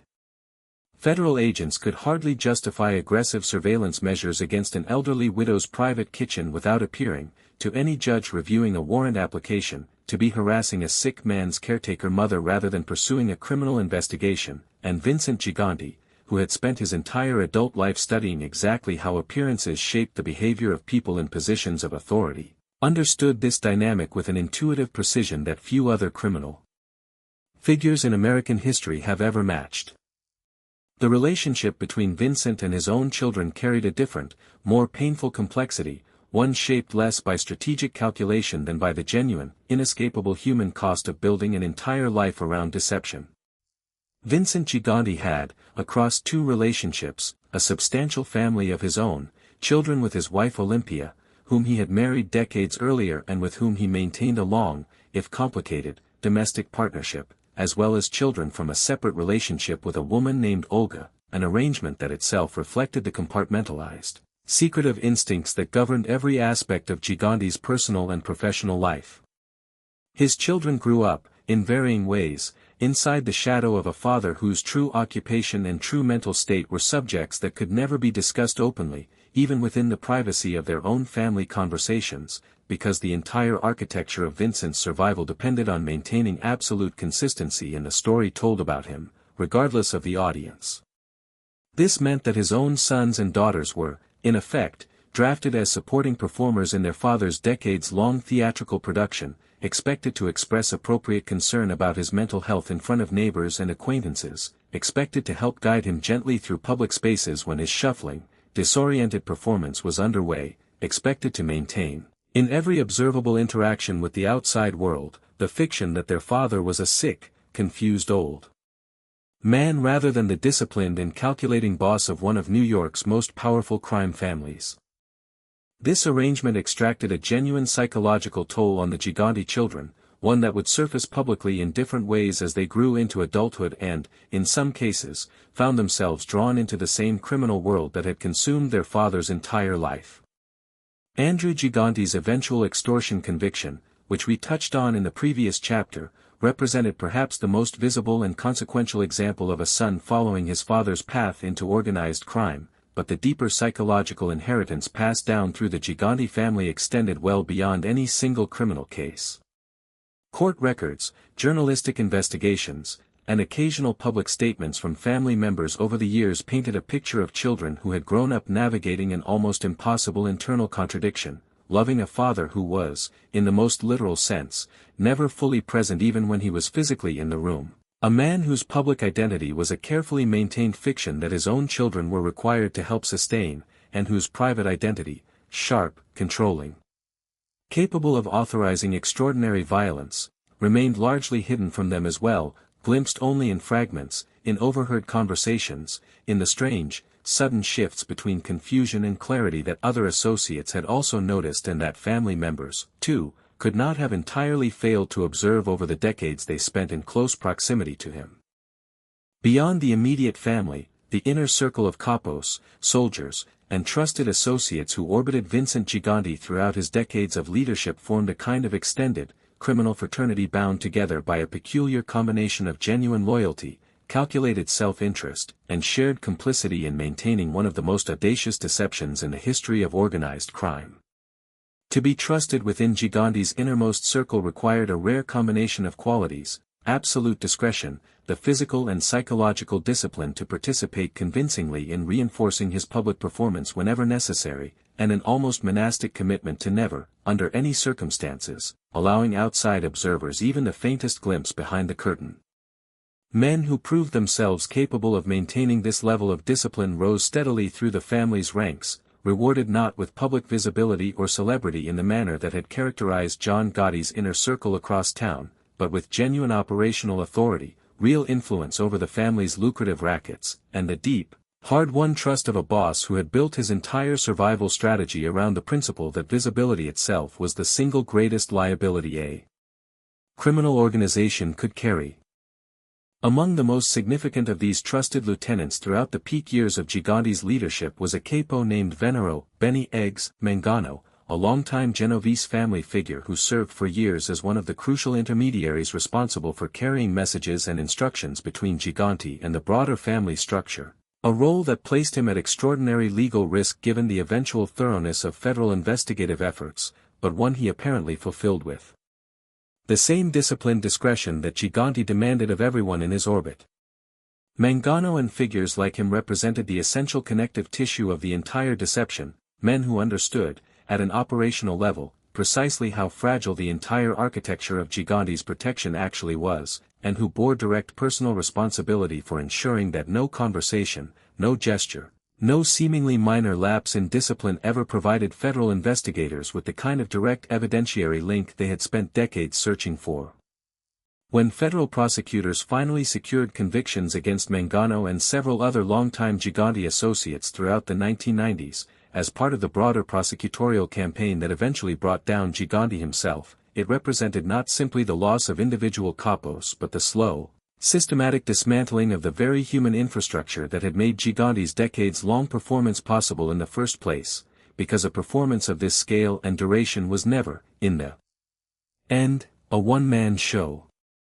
It required dozens of participants, each playing a carefully assigned role, each understanding implicitly that the entire family's freedom and prosperity depended on their individual commitment to a collective fiction.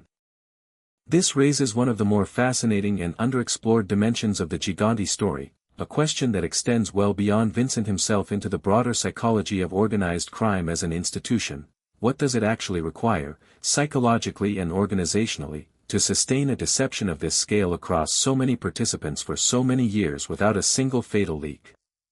Traditional organized crime prosecutions throughout American history have typically succeeded precisely because criminal conspiracies of any significant size inevitably produce weak links, associates who talk under pressure, capos who flip when facing lengthy prison sentences, soldiers who grow resentful of their position in the hierarchy and seek revenge through cooperation with law enforcement.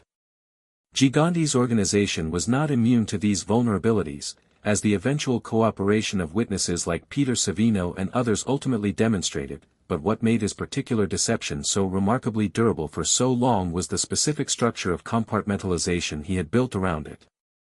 Unlike ordinary criminal conspiracies, where a cooperating witness might expose an entire network of participants through a single set of interconnected relationships, Gigante's psychiatric performance was maintained through a series of largely separate, independently reinforcing systems: the family members who cared for him domestically, the capos who conducted actual criminal business with him through coded gestures and careful protocols, the psychiatrists who examined him clinically and had no direct knowledge of his criminal activities at all, and the ordinary neighbors and acquaintances who simply observed his public behavior without any awareness of the broader criminal enterprise it was designed to protect. Each of these groups reinforced a different facet of the overall deception, largely independent of the others, meaning that even when individual pieces of the fiction were eventually exposed or challenged, no single cooperating witness or piece of evidence was ever sufficient, on its own, to bring down the entire structure. It required, as we saw in the previous chapters, an extraordinary, cumulative, years-long effort to assemble enough independent threads of evidence to finally overcome the whole. The women in Vincent Gigante's life occupied a particularly complicated position within this larger architecture, one that reflected both the specific gender dynamics of mid-century Italian-American organized crime culture and the peculiar demands of Gigante's unique survival strategy.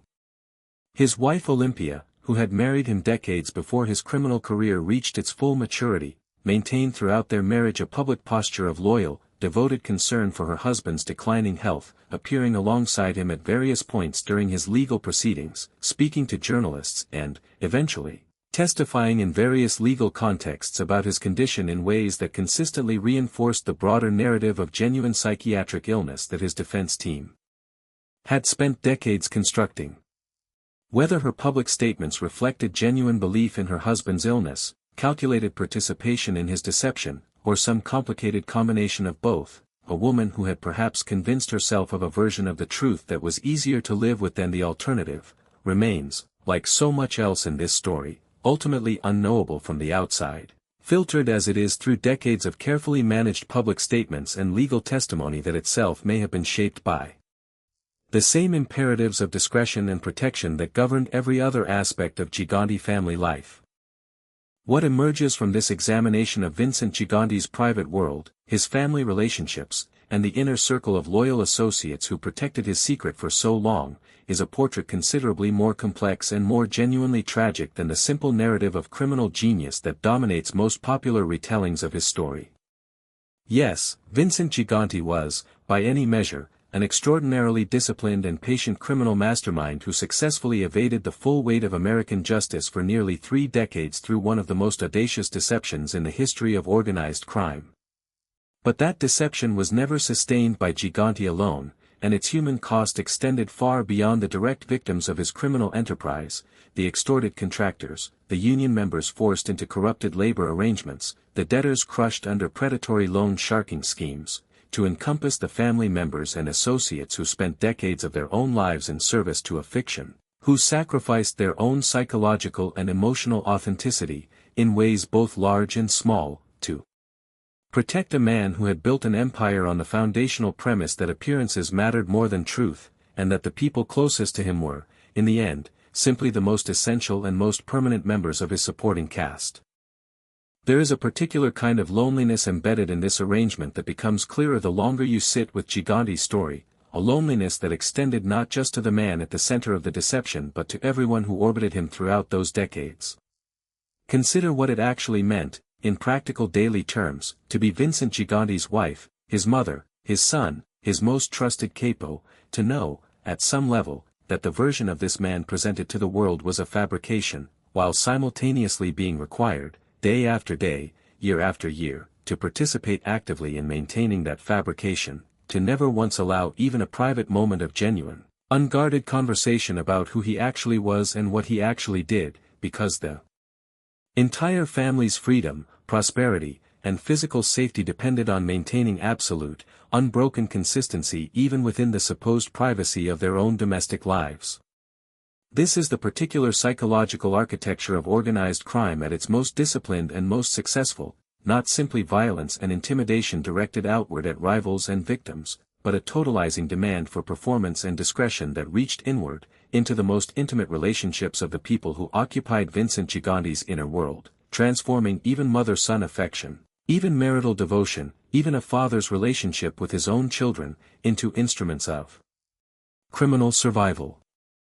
In the years following Vincent Gigante's death in 2005, as journalists, legal scholars, and organized crime historians began the work of assembling a more complete and considered account of his life and legacy, a striking pattern emerged in how his story was received and interpreted across different professional communities, one that reveals as much about the institution studying him as it does about the man himself.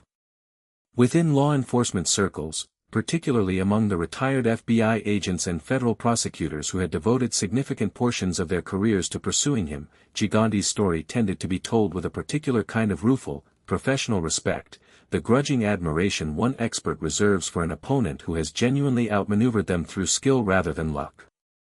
Retired agents who spoke to journalists and documentary filmmakers in the years after his death frequently described him not as the most violent or the most ruthless boss they had encountered across their careers, but as the most intellectually formidable, a man whose primary weapon had never been the gun but the performance, whose greatest asset had never been muscle but patience, and whose ultimate defeat of dozens of highly trained investigators, psychiatrists, and prosecutors over multiple decades represented, in its own strange way, one of the most impressive sustained achievements in the entire history of American organized crime, however morally repugnant its purpose. Within academic and legal scholarship, Gigante's case took on a different, more analytically focused significance, becoming a frequently cited touchstone in discussions of competency law, the intersection between genuine psychiatric protection and strategic legal defense, and the broader vulnerabilities inherent in any justice system that must, as a matter of basic constitutional principle, extend genuine protections to defendants who may be mentally incapable of understanding or participating in their own prosecution. Legal scholars writing about the case in the years following his death often framed it as a kind of extreme stress test of the American competency evaluation system, one that exposed genuine and troubling gaps in how psychiatric assessment interacts with adversarial criminal prosecution, gaps that Gigante had exploited with unprecedented skill but that, scholars warned, remain structurally present within the system regardless of any individual case's outcome. Some of this scholarship pushed back directly against the popular narrative of Gigante as a criminal genius who had single-handedly defeated the psychiatric profession, noting that the multiple psychiatrists who examined him over the decades were operating within genuine clinical uncertainty, working with the diagnostic tools and understanding available during their respective eras, and that hindsight bias made it easy, in retrospect, to characterize their evaluations as naive or easily fooled, when in reality they were engaging in a genuinely difficult clinical exercise, distinguishing authentic long-term psychiatric illness from sophisticated malingering, that remains scientifically challenging even with the benefit of modern diagnostic advances. This scholarly reassessment points toward one of the more genuinely important and underappreciated dimensions of the entire Gigante saga. The case exposed real, structural vulnerabilities not just in a single justice system's handling of a single defendant, but in the broader relationship between psychiatric science and legal adjudication that continues to shape criminal proceedings across the country to this day. In the years since Gigante's conviction and death, several notable legal and psychiatric reform discussions have referenced his case directly, using it as a cautionary example when developing more rigorous protocols for competency evaluation, particularly protocols designed to detect and account for the possibility of sustained, sophisticated malingering across extended periods rather than relying on the kind of single-moment clinical snapshots that had characterized many of his earlier evaluations throughout the 1970s and 1980s. Forensic psychiatry as a discipline has, in the decades since Gigante's case, developed increasingly sophisticated diagnostic tools specifically aimed at distinguishing genuine psychiatric illness from performed or exaggerated symptoms, incorporating longitudinal behavioral analysis, structured malingering assessments, and cross-referencing techniques that account for exactly the kind of situational inconsistency, sharp and lucid in private, disoriented and confused in public, that had characterized Gigante's decades-long performance and that had proven so difficult for individual clinical evaluations to reliably detect in real time. Gigante's influence on the subsequent generation of organized crime figures who came after him presents a more ambiguous and, in some ways, more sobering legacy than the professional respect he earned from law enforcement or the scholarly attention his case generated within legal circles. Within the Genovese family itself, the operational philosophy Gigante had spent decades constructing, extreme discretion, the studious avoidance of any public visibility, the almost obsessive compartmentalization of criminal communication, remained, at least nominally, the guiding doctrine for subsequent leadership throughout the years following his imprisonment and death. Successive Genovese family leaders throughout the 2000s and into the following decades continued to cultivate the family's long-standing reputation as the most disciplined and least visible of New York's traditional crime families, avoiding the kind of tabloid celebrity that had ultimately destroyed John Gotti and severely damaged the Gambino family's operational capacity throughout the 1990s and 2000s. In this narrow sense, Gigante's core philosophical legacy, the conviction that survival in organized crime depended on invisibility rather than power projection, did genuinely outlive him and continued to shape the family's operational culture for years afterward. But the broader trajectory of American organized crime in the decades following Gigante's death tells a more complicated story about the limits of even the most disciplined operational philosophy in the face of structural changes reshaping the entire criminal landscape. The traditional five families of New York, including the Genovese family that Gigante had led with such extraordinary discipline, entered a period of sustained, gradual decline throughout the 2000s and 2010s that no individual leadership philosophy, however sophisticated, could fully reverse. Federal RICO prosecutions, which had proven so effective against Gigante's contemporaries and eventually against Gigante himself, continued to erode the operational capacity of traditional organized crime families year after year, systematically removing experienced leadership, disrupting established revenue streams, and forcing successive generations of mob leadership to operate with diminished resources, diminished institutional memory, and an increasingly hostile legal and technological environment that made the kind of sustained, multi-decade deception Gigante had pulled off increasingly difficult to replicate. Advances in electronic surveillance technology, the proliferation of forensic accounting techniques capable of tracing illicit financial flows with far greater precision than had been available during Gigante's peak operational years, and the continued institutional commitment within federal law enforcement to prioritizing organized crime prosecution all combined to create an environment in which the traditional American Mafia, as an institution, simply never fully recovered the kind of citywide economic and political influence it had commanded during the decades of Gigante's ascent and rule. This broader institutional decline invites a genuinely interesting counterfactual question that organized crime historians and journalists have returned to repeatedly in the years since Gigante's death: was his extraordinary, decades-long deception ultimately a triumph of individual criminal genius, or was it, in a deeper and more melancholy sense, simply a uniquely successful rearguard action fought by a uniquely talented individual against a historical tide that was, in the end, always going to sweep away the traditional structures of American organized crime regardless of any single boss's operational discipline? Gigante's performance bought him, and the Genovese family, roughly 2 additional decades of relatively unmolested criminal operation compared to what a less disciplined leader might have achieved during the same historical window, a genuinely remarkable individual achievement by any measure. But it did not, ultimately, reverse or even meaningfully slow the broader structural forces, legal, technological, cultural, that were transforming the landscape of organized crime throughout the entire period of his leadership, forces that would have eventually caught up with the Genovese family in some form regardless of whether Vincent Gigante had ever put on a bathrobe at all. This tension between individual brilliance and historical inevitability gives his story a particular kind of tragic dimension that elevates it, in the eyes of many who have studied his case closely, above the level of simple criminal folklore and into something closer to genuine tragedy in the classical sense, a supremely talented individual whose extraordinary gifts, deployed with total discipline and total commitment across an entire adult lifetime, could delay but never ultimately defeat the larger currents of history moving inexorably against him. The cultural memory of Vincent Gigante has continued to evolve in the years since his death, shaped by an ongoing stream of documentaries, books, and journalistic retrospectives that have each approached his story from different angles, emphasizing different dimensions of his extraordinary life.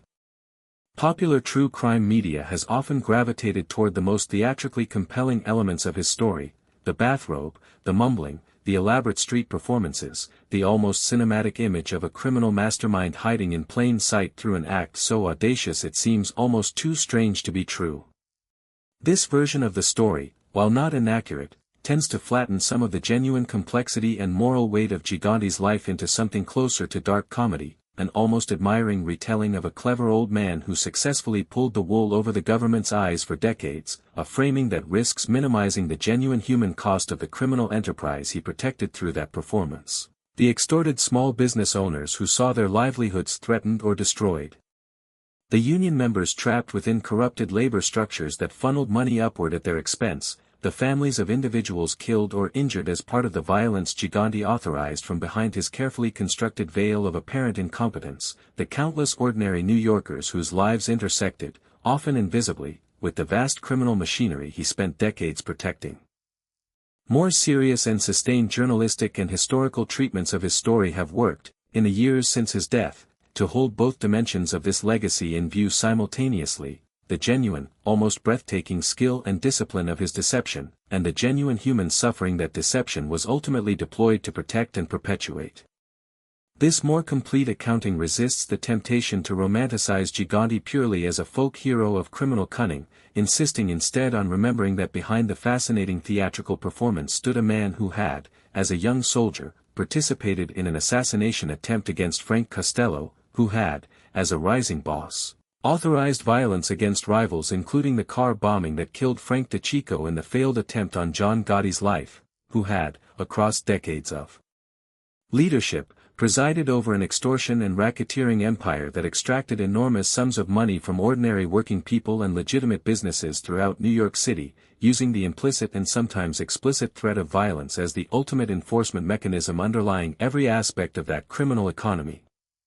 The bathrobe and the shuffling and the mumbling were not, in the end, simply an entertaining eccentricity, they were the protective camouflage draped over a genuinely dangerous and genuinely destructive criminal enterprise. And any honest accounting of Vincent Gigante's legacy has to hold both of these realities together without allowing the fascinating theatricality of the deception to obscure or minimize the underlying harm it was designed to protect.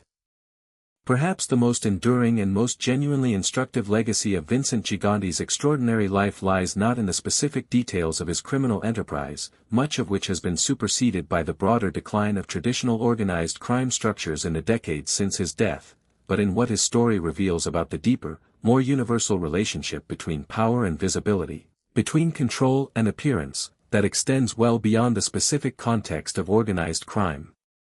into broader questions about how institutions of every kind, corporate, political, criminal, sometimes maintain and exercise power most effectively not through visible displays of strength but through carefully cultivated appearances of weakness, confusion, or irrelevance.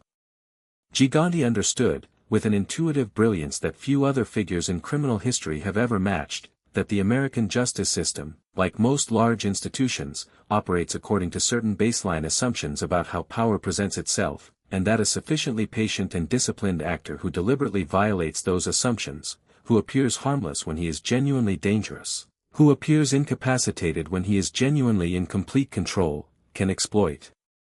institutional blind spots that more conventional exercises of power would never be able to access. This insight, while most dramatically illustrated through the specific and singular circumstances of Gigante's decades-long psychiatric performance, resonates with broader patterns that scholars of power and institutional behavior have identified across contexts far removed from organized crime, a reminder that the assumptions institutions make about how threats present themselves are always, in some sense, vulnerabilities waiting to be exploited by an actor patient and disciplined enough to understand and violate them. As we approach the final chapter of this story, it's worth pausing to consider the full arc we've traced across these 6 parts, from a young boxer in a crowded Greenwich Village tenement, through his violent apprenticeship in Vito Genovese's rising criminal organization, through his extraordinary decades of quiet, patient leadership disguised behind one of history's most audacious deceptions, through the slow, methodical unraveling of that deception at the hands of a determined new generation of federal investigators, and finally through his imprisonment, his extraordinary courtroom confession, and his death in a Missouri prison medical ward, having never again tasted the freedom of the Greenwich Village streets where his entire strange, singular story had begun. In our final chapter, we'll bring this story to its close by examining the broader mythology that has grown up around the Oddfather in American popular culture, considering what his life ultimately teaches us about deception, power, and the strange, permeable boundary between performance and reality, and offering some final reflection on what made Vincent Gigante, whatever else he was, one of the most singular and endlessly fascinating figures in the entire history of American organized crime. There is a particular photograph that circulated widely in the American press throughout the 1990s, one that in many ways crystallizes the entire strange, contradictory legacy of Vincent Gigante better than any single piece of investigative reporting or courtroom testimony ever could. It shows an elderly man in a rumpled bathrobe and slippers, shuffling along a Greenwich Village sidewalk, flanked by relatives gently guiding him by the arm, his expression distant and unfocused, the very picture of harmless, sympathetic decline.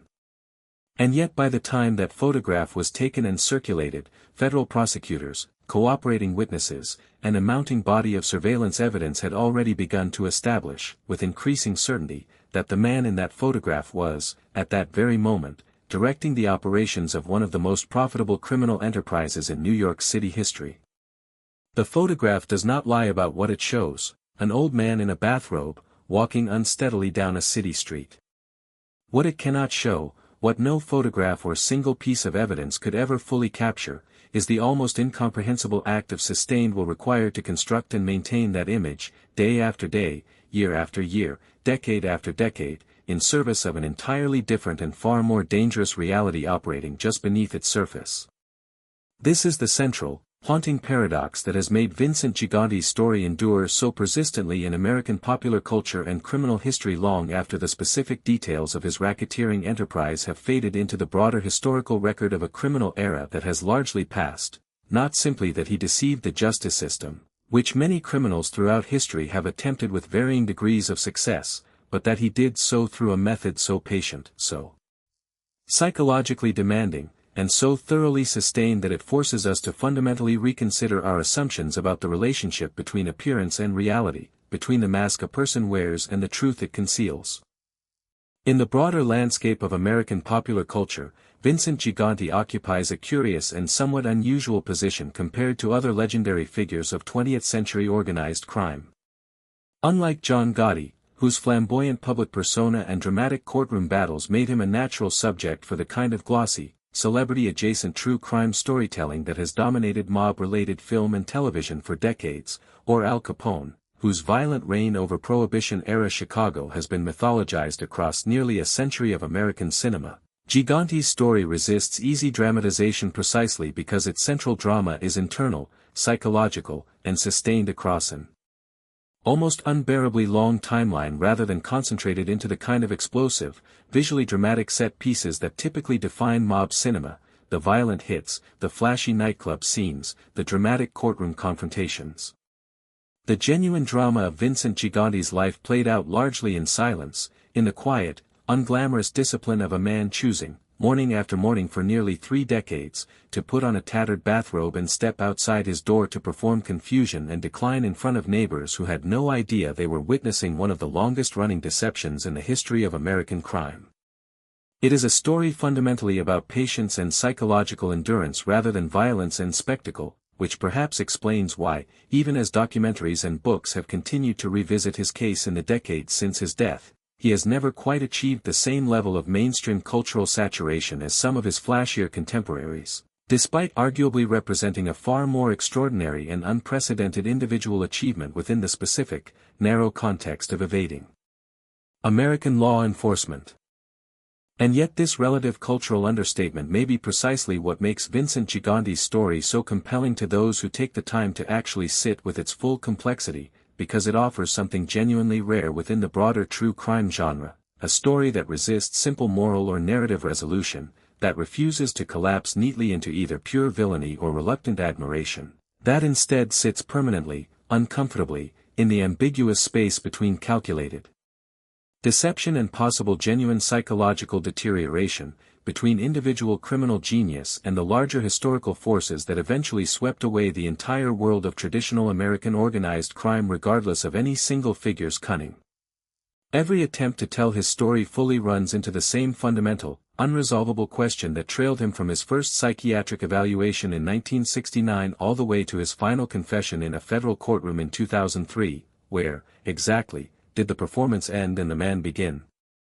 Was Vincent Gigante, in some deep and genuinely tragic sense, ultimately consumed by his own deception, a man who set out deliberately to fool the world and ended up, through decades of relentless practice, partially fooling himself as well? Or was he, until his very last breath in that Missouri prison medical ward, still fully and completely in control of every gesture, every mumbled word, every carefully calibrated moment of apparent confusion, a man who never once, across nearly 3 full decades, allowed even the smallest crack to appear in a mask he had constructed with the same disciplined precision that had once made him a formidable young boxer in the gyms of Greenwich Village?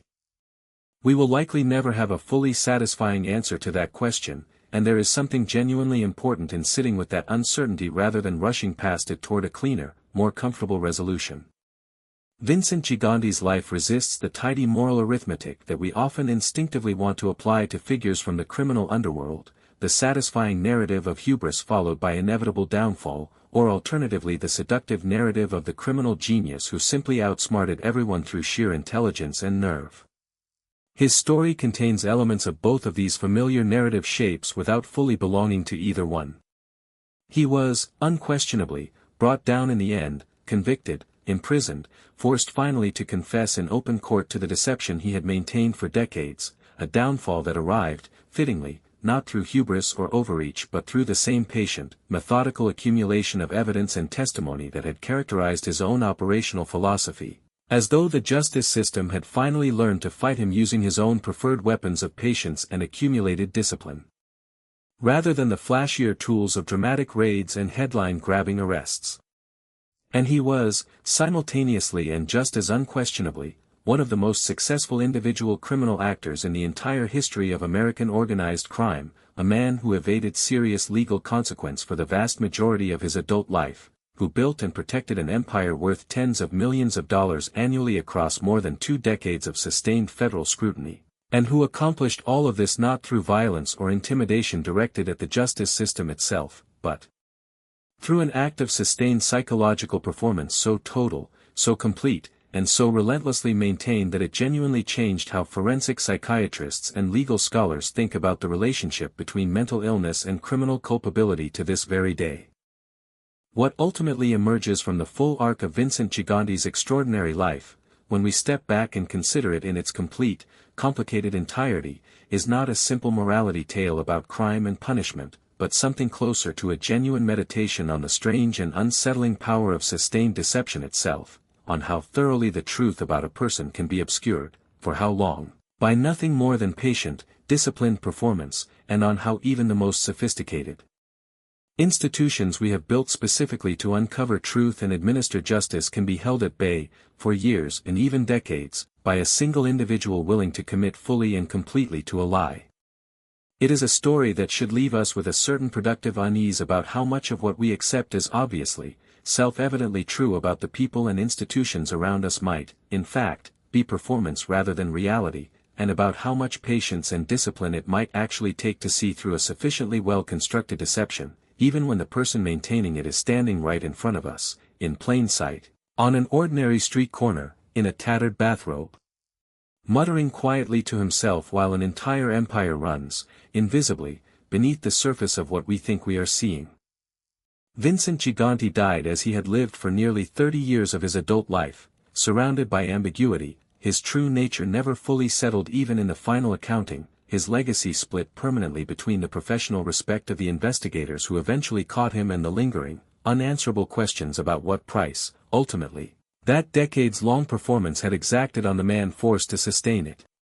He remains, even now, one of the singular figures in the entire history of American organized crime, not the most violent, not the most powerful in absolute terms, not the most famous in the way Gotti or Capone became famous, but perhaps the most quietly, hauntingly extraordinary, a man who understood, with a clarity that bordered on genius, that in a world governed by appearances, the person who most completely controls how he is seen holds a form of power that violence alone can never fully provide.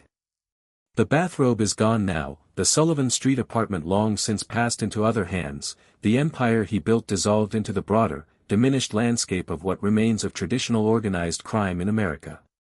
But the story endures, precisely because it refuses to resolve, precisely because it leaves us, even now, still asking the same question that haunted federal prosecutors, psychiatrists, and journalists for the better part of 30 years, how much of it, in the end, was ever really an act at all? And on that note, we bring the story of Vincent Chin Gigante, the boxer, the killer, the boss, the Oddfather, to its close.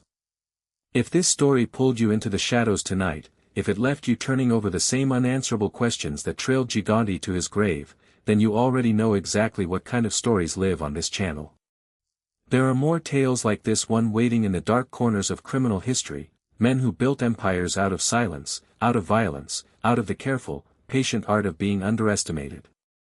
Make sure you're subscribed so you don't miss the next one, hit that like button if this story earned it, and drop a comment telling me which figure from the underworld you want to see brought to life next. Until then, stay close to the shadows, there's always another story waiting in them.